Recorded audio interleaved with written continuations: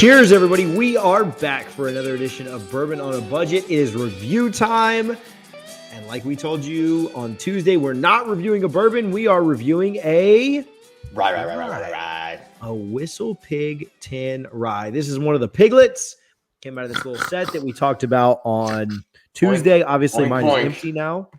But Whistle Pig 10. Are you guys excited for this? Are you not excited for this? What's your excitement level down there, Ben? I am outrageously not as excited about this. So, Brendan, I would say on a level of 1 to 10, 2. He's like a pig to slaughter. Oh, yeah. Brendan, on a scale of 1 to 9 3/4, how excited are you? I don't get it. We have some people listening that just aren't gonna get that I'm wearing a Harry Potter shirt. Wait, I'm not. I'm mildly You're a excited. nerd. I'm mildly excited. You know what? I'm excited about to dump all over this whiskey because this is the BS rye that got TJ his little middle level starter pack, beginner mid-tier pack championship. So let's see how great a value this $83 bottle of whiskey really is. Mm-hmm. All right, let's start it off. Has anybody been nosing it? What are we doing here? Do you want to know about it? Or I guess we talked about in the last episode. You know, real quick, I'll go down the specs for people who didn't catch the Tuesday episode. Please go back and check it out. This is a straight rye. It's from Whistle Pig Distillery, which is in Vermont. It is sourced, though, from Canada, Alberta, Canada. So I don't know exactly at what point, like how much of this is blended, if it's all Canadian, some other Vermont stuff in there because they're doing their own now. But they started distilling their own stuff in 2015, so it's probably not. It's aged in a bourbon barrel, at least 10 years old. Proof 100, mash bill 100% rye, MSRP. It's like $80 to $83 in here in Florida when you can get it. So yeah. Is it hard to find up there in Tallahassee? It's everywhere down here. I've seen like the Boss Hog and stuff. ABC carries Whistle Pig stuff fairly frequently. I don't know about the 10 always being readily available, but there's always some sort of Whistle Pig stuff in stock. Rye stock, farm stock. What? Oh, plus stock. Nose on this. What do you think? A lot of spice. I think a lot of honey, like cinnamon and honey spice. Ooh, I can see that. I was getting a little bit of mint. I don't know that I'm getting the cinnamon. Yes, I'm getting spearmint. I'm getting spices like clove, allspice, nutmeggy kind of. Ton of spice on this. Smells great. I don't think I get near the amount of mint that I'm expecting. Like I would like, in my head, if it's 100% rye, I'd be expecting a little bit more minty spiciness. Wintergreen. There's a little. So I think the mint hits me more than the cinnamon or the honey does. Really? I get the sweet and then the spice in that order. Kind of smells butterscotchy, almost like butterbeer. You know, at Harry Potter World, speaking of 9 3/4, it's got a little bit of that thick, sweet, butterscotchy. It's going to be great when Brendan gives us a 9.75 just because of his shirt. Yeah. I don't get it. I could pick up one of these from the Hogshead, you know, so. Okay. All right. Taste.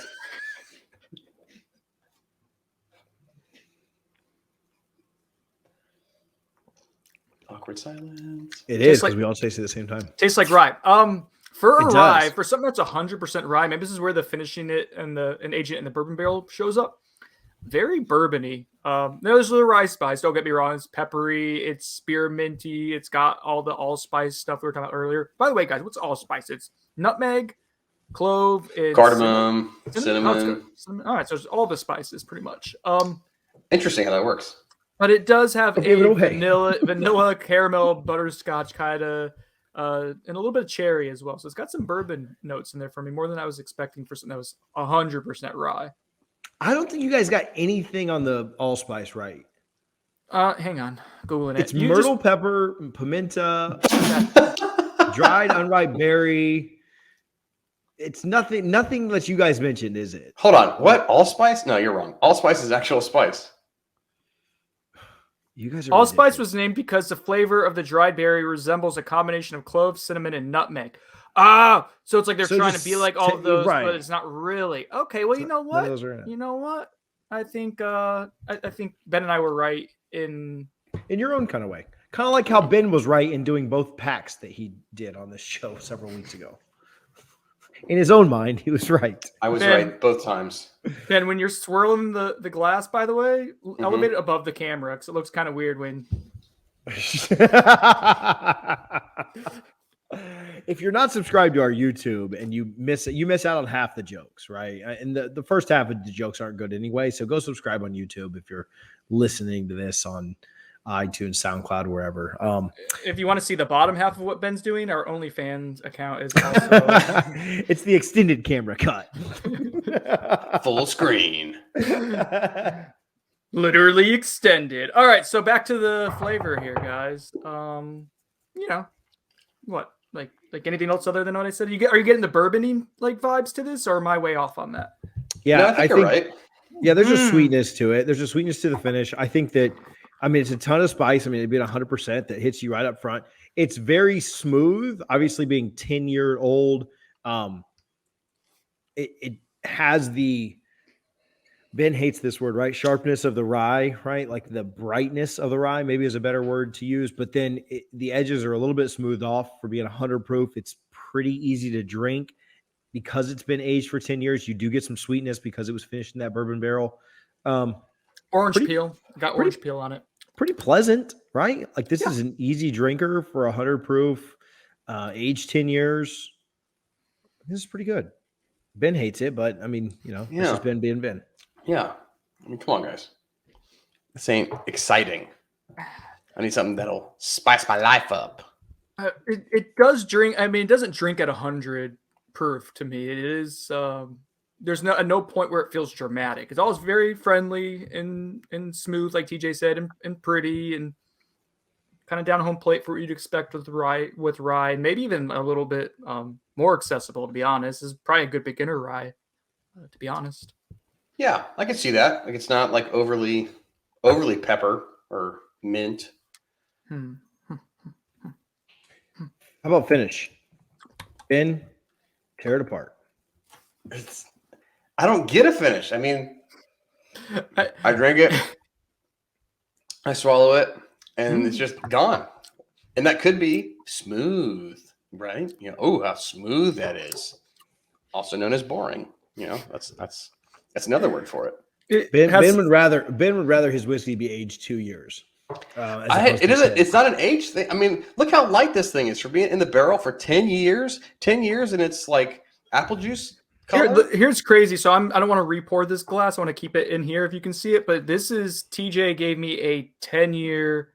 That's also 10-year Whistle Pig. That was a store pick that he got down in Tampa. The difference in color of these between the store pick and then. Yeah. How is it so light crazy. at 10 years? It's bizarre. Yeah. How is that even possible? How is it possible that it's that light? I am not sure, but it is just not speaking to me in the way that I would have liked it to. Dude, the store pick is, and I do know that the regard for the store pick, I've never had one before. Mm-hmm. So much more dramatic and complex. Like that rye spice gets turned up to where it's not like funky. It's not a funky anise, but it's got like kind of musty and gotta watch out for the funky anises. I don't get it. Yeah, explain it, please. So the base product, and we're still going to review the regular Whistle Pig 10, but I just poured a little bit of the Super Bowl pick as well. Ben, I've got one for you. It is so much more complex, so much. You talked about the darkness. It's way hold them up, darker please. than this one. It's got. Did you have them all poured out? Yeah, look at the difference. Yeah. This is the darker one. So, also some of these Whistle Pig 10s. This is colored like a Scotch. I'm sorry, but this is colored like a Scotch, isn't it? Like the Whistle Pig 10. Like it looks like a light Scotch. Some of the Whistle Pig 10 store picks that you find are even aged longer than that. Like they'll be aged 12 to 13 years. This was a Super Bowl pick. Did you mention that? Yeah, the store pick that it was the Super Bowl pick here for Tampa this year earlier. Did they win the Super Bowl? In their own town. It was pretty cool. Wow. So it's monogrammed on there. It says Super Bowl Tampa 55 pick, and it was really, really good. I think if we were reviewing this, obviously that'd be much harder to find. I think Ben would like it a lot more. Brendan, would you agree with that? That this would be more down Ben's home plate if he could? Yeah, definitely. I know Ben really loves ryes, and I think he likes. I'll speak for you, Ben. You like the complexity and the fuller, Yeah. More spicy, more complex. Let's just keep talking about how much better this one we have is that Ben does not have right now. Thanks, how much guys. we're enjoying. Oh my god, so I good. do get a little bit of citrus, like an orange citrus, after like you get a bunch of air into the tin. I said orange peel. Did you get a little bit of jealousy too for not having as good of a whiskey as we do? Yeah, I'm orange with envy. Faint. Golly. All right, let's rate it before we have any more bad jokes on this show. That was so good. That was pretty good though. All right, 2 points for nose, 4 points for taste, 1 point for finish, 1 point for cohesiveness and complexity. You get to 8 from that, and then you get 2 points for value. Let's start out with Brendan. 2 points for nose here. 1.25. It's a nice nose. There's a handful of pleasant things going on, as we discussed earlier, but nothing crazy altered. It's above average nose for me. I would stop short of that. So 1.25. I'll go 1.5. It is right on par with that early times bottle and bond that we had last week, which was pretty right down the line, but this has a little bit more spice to it. So I'm going to give it the same score I gave that. Ben? Agree. 1.5. It seems the best part of the experience for me. It's the nose. Ben said that about more whiskeys than anyone else on here. Ben the nose is one, like a great nose. Man, it is a game changer. If you can just a great nose is like the first check mark, right? Like it's like the easiest, I think, to pull off, and then you gotta get the taste. The taste is harder, but like if you get a great nose, like I will sit and like legitimately like try to slowly drink a whiskey if I know it's a great nose, and it'll take me like an hour to go through a good glass. Something like this smells how Sazerac Rye tastes. Like there's enough citrus there that I'm like, okay, that makes sense. Sazerac Rye tastes like this. Well, we'll go back your way. We'll snake back. Ben, taste, 4 points. I gotta go probably I'm gonna go right on the pipe here. Two, very average. Like it's not unpleasant. I'm not super upset about it, but I'm not like wowed or like, ooh, I can't wait to go and buy one of these bottles. I can't believe this was TJ's big splurge bottle. I give it a 2.25, above average, barely. Brendan, you should have voted for me, you idiot. Well, you should have played by the rules, and I should have voted for myself. I'll go 2.5, slightly above Brendan. Ben, you voted for TJ. Ben voted for TJ. Yeah, you both did. Thank you, guys. That's how it works. You should have voted for me. Blood Brothers. 2.5, slightly above average. And that's my story. I'm sticking to it. Brendan, we'll start back with you. Finish, you get 1 point. 0.5. I was gonna go to 0.25 initially when I poured this like an hour ago when I first tried it, and I was like, oh, this is pretty thin and disappointing. But as it aerated a little bit, it's got a little spice, a little sweetness there, almost kind of like a nice cotton candy cherry kind of finish. So 0.5. It's fine. It's fine. I think it finishes better than Ben thinks. I'll go 0.75 here. I think it does have some nice spice on the end of it. You do kind of get some of the bourbon sweetness. 0.75, slightly above average, but I rounded up. Ben? I'm a 0.5 here. Nothing too great, but it's not bad. Like it's not a bad because it costs so much money. It's not bad. But. Cohesiveness and complexity, 1 point. Ben, you go here. Interesting. I'm thinking, I gotta think 0.25. It's not the most cohesive experience I've had. A little complex. I would say it's half complex. It's just the plex. So 0.25. Brendan. Yeah. See, I disagree with Ben. I think it's pretty cohesive. I think the nose, what happens on the nose shows up. You get the allspice, which apparently is just fake cinnamon and nutmeg and clove, but whatever it is, you get that on both the nose and the taste. I almost knocked down my lamp there. That would have been bad. So you get that. A little bit of that citrus shows up at the end, a little fruitiness. So it gets the cohesiveness for me. And that was going to dump on the complexity of this. But you know what? I feel like TJ gave us a nice box with all three of these bad boys. And can't consider that. That has nothing to do with complexity. You know what? That's true. 0.5. That has nothing to do with complexity. TJ gave us for free. You know what? The value, though, is going to get gassed up. Yeah, value is amazing. Value, I'm giving it 2.5. Just wait. I'll go 0.75 here. I think it's plenty cohesive and then it's slightly complex. So 0.75. Bro, this guy's gassing this up more than I gassed up Smoke Wagon. Holy crap. You're a freaking homer, dude. Dude, I've given this a 5.5 out of 8. Let's not go crazy. I had this. You had the same score for early times bond last week before we got to the finish. So that was a monster. I thought it was better. I want to shout out Joe Decadence, by the way. He was terribly disappointed by both of your scores. I was at 7.25. You guys were both in the 6s. Ridiculous. Early times bottle bound should be on that board. I'm going to bring in Smokin' Joe in a couple of weeks. We're going to do an Italian-based show. Only Italians. I know that sounds bad. Yeah. We'll review limoncello. Limoncello is ass. I'm sorry, but limoncello is disgusting. Well, Decadence Joe, it's not sweet enough for him. He has to have the Decadence. But I'm gonna add him to the early times bottle and bond formula, and we're gonna get up on this board if it's the last thing I do. I won't let it happen. All right. Ben with a 4.25 out of 8. Brandon with a 4.5 out of 8. I have a 5.5 out of 8, the correct score. So it's not terribly tough to find. It's not incredibly cheap. $80, 100 proof, 10 years. Oh my gosh. What is your value score, Brendan? Oh. All right. So I got, I'm going to give you a score. No, I'm going to give you I'll give you a score first. For value, I'm going to go 0.25. Yes. Right, Ben agrees. It's $80. So let's say an average bourbon price, like for, you're going to enter into like a quality, like paying for a modicum of some sort of quality is going to be about $30. A rye, let's say, a little more expensive, $40 for an average rye. This is an above average, barely rye at a double the rye price. So I have a hard time to justify it. Because there's some quality to this. I don't want to give it a 0. Like there's some value to it. I think there's some people who would enjoy it. And obviously TJ really likes it. The store pick, if you can find a store pick at $90-ish or even 100, like I think that is actually, you get closer to average to maybe even above average value for that. My store pick was $75 for those. Damn, so like that's less money than when you're paying at an ABC. Yeah. It's for a better quality whiskey, more nuanced. That would You'd be starting to get to buy this on the shelf. You gotta be a complete moron. So Whistle Pig store picks, I think, are worth exploring. Whistle Pig 10-year, just stick to the mini, try it, see if you like it. I could not advise someone buying a full bottle of this. There, I just say. All you guys, $80 after TJ basically forced a bunch of beginners to buy this and then somehow won a competition on it. Which intermediate. Perplexing. Ben, you voted for him. I guess I did too. Ben, if you followed the rules, you son of a... I won the rules. I was the rules.